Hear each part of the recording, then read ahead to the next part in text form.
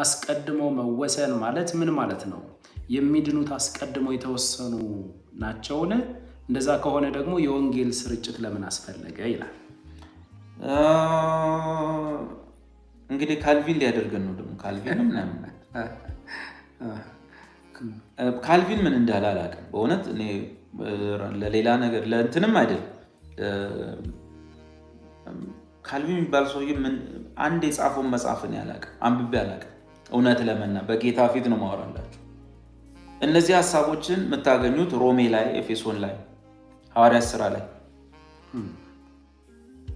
አንድ ጥያቄ ጠይቃለሁ በዚህ ሚዲያ ውስጥ ላላችሁ ሰዎች እናንተ ወደዚህ የዘላለም ሕይወት ውስጥ የገባችሁት ከአካባቢያችሁ ካሉ ሰዎች የተሻላችሁ ናችሁ ተገኝታችሁ ነው? እግዚአብሔር መርጧችሁ ነው? እናንተ መርጣችሁት ነው? ኢየሱስ 12ቱን እኔ የመረጥኳችሁ አይደላችሁምን? እናንተ የመረጣችሁኝ አይደላችሁም ብሏቸዋል።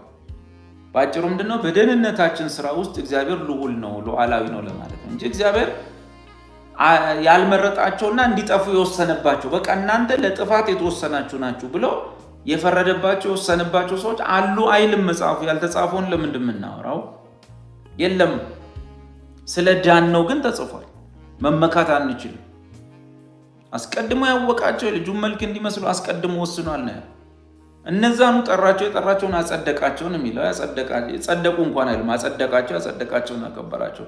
በዚህ ውስጥ በደህንነቴ ውስጥ እግዚአብሔር ሉዓላዊ ነው፣ የምመካበት የምታበይበት አንድም ነገር የለም ለማለት የእግዚአብሔርን ሉዓላዊነት ለመግለጥ ከእንደገና ደግሞ እንድረጋጋ እግዚአብሔር እኔ እሱን ሳልመርጠው እኔ እሱን ሳላቀው እኔ በኃጢአቴ ሙት ሆኜ ሳለ ከልጁ ጋር ሕይወት ከሰጠኝ ፍቅሩ ትልቅ ነች። ስለዚህ ከዚህ በኋላ ሃይማኖት የሚያወራውን ትጠፋለህ፣ ሲኦል ገሃነም የሚለውን እንዳላስብ የእግዚአብሔር ፍቅር እኔ ሙት ሆኜ እንኳን ያፈቀረኝ ብዬ እንድጽናና። ሶስተኛውና ትልቁ ነገር ግን ለወንጌል ስርጭት አቃላችሁ አይደል? ጳውሎስን በዚህ ከተማ ለኔ የሆኑ ሰዎች አሉና አትፍራ አለው እግዚአብሔር። 4:18 ጌታም ሌሊት በራእይ ጳውሎስን እኔ ካንተ ጋር ነኝ። አሁን ከወንጌል ጋር ስላነጻጸር ከወንጌል አንጻር ነው የምመልስልህ። እነዚህ የኤፌሶን ጥቅሶች የሮሜ ጥቅሶችን ጳውሎስ ለምን ይጻፋቸው? እንደውም ጳውሎስ ምንድነው ያለው? እንዴ እግዚአብሔር እንደዚህ ከሆነ ለምን ያልዳኑትን ሰዎች ይወቅሳቸዋል? ለምን ይከሳቸዋል ይላል። ባለፈው መልሻለሁ ይሄን ነገር ግን መልሱ ምንድነው? አንተ ሰው ሆይ ነው የሚለው። እንግዲህ ይህንን አሰራሩን እሱ ያውቃል። ግን ለወንድሜ የምመክረው ነገር ምንድነው? በመዳንህ ጉዳይ በመጽደቅ ጉዳይ እንደው እኔ አስተዋይ ስለሆንኩ ነው፣ እኔ እንደው በቃ ለጌታ ልቤ ቅን ስለሆነ ነው፣ ከድሮም ጌታን የሚፈልግ እንደው ነበር እኔ እንደው እንደ ሌሎች ክፉ ሰዎች ብለህ እንዳታስብ። በኃጢአት በሽተኛ አልነበርክም፣ ሙት ነበርክ። የሞተ ሰው ማለት እንደው አድኑኝ ብሎ እንኳን መጮም አይችል ማለት የለህም። ያኔ ነው ከልጁ ጋር ሕይወት የሰጠ። ስለዚህ ለዚህ የእግዚአብሔር ፍቅር እውቅና ልንሰጥ ያስፈልጋል። ኤኒዌይስ ከወንጌል ስርጭት አንጻር ግን እንዴ እግዚአብሔር እዚህ ከተማ ውስጥ እሱ የኔ የሆኑ አሉኝ ካለ ከመረጣቸው ታዲያ ለምን እሰብካለሁ እንዳትል፣ ይሄ ትምህርት ወይም ጳውሎስ የጻፋቸው እነዚህ መልእክቶች ወንጌል እንድሰብክ ነው የባሰም ያደርጉት። እኛም በዘመናችንን የጨረስነው ተስፋ እንቆርጥ ማንንም የለመንን እንደው ከሌ ቢሰማን ከሌ ባይሰማን ጌታ ይመረጣቸዋል።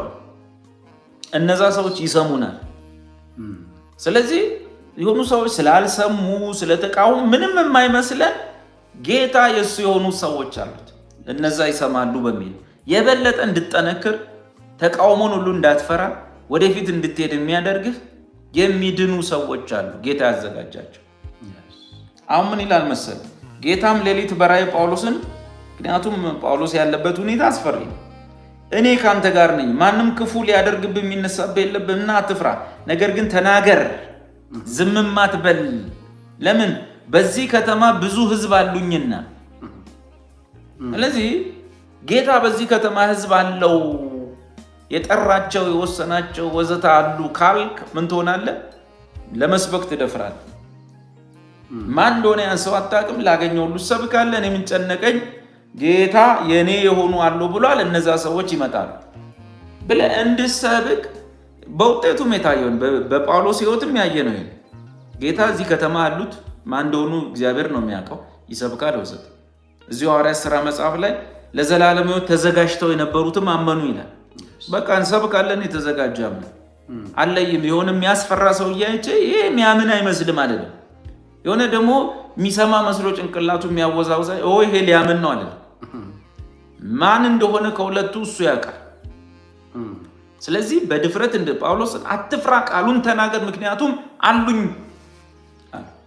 የትም ቦታ ላይ ጌታ ያውቃቸዋል። እነዛን ሰዎች ስላሉት አንተን እንድሰብክ ይገፋፋል። በውጤቱም ይሄ ነው።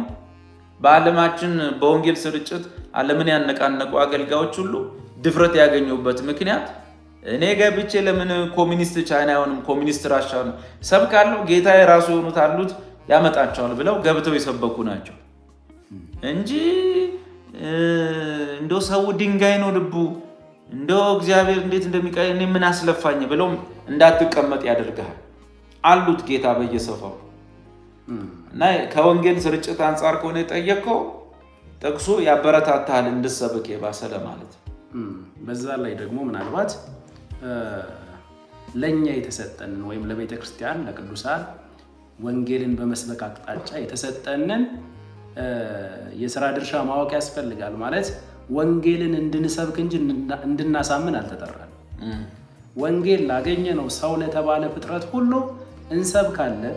የማሳመኑን ድርሻ ግን ከዘላለም ዘመናት በፊት የመረጣቸው እርሱ ልባቸውን በመለወጥ ያንን ወንጌል ሰምተው መመለስ የሚችሉበትን ጸጋ ይሰጣቸዋል። ቀጥሎ ወንጌልን ለመስበክ የሚያበረታታ አስተምህሮ እንደሆነ በእግዚአብሔር ሉዓላዊነት ላይም የተመሰረተ እንደሆነ ለማሳየት በተለይ ጭኝቱ እንደቢያታተ ሁለተኛ ጢሞቴዎስ ላይ ምዕራፍ 2 ቁጥር 9 እስከ 10 ድረስ ይህንንም በመስበክ ይላል ወንጌልን በመስበክ እንደ ክፉ አድራጊ እስክታሰር ድረስ መከራን እቀበላለሁ። በደም ስሙ።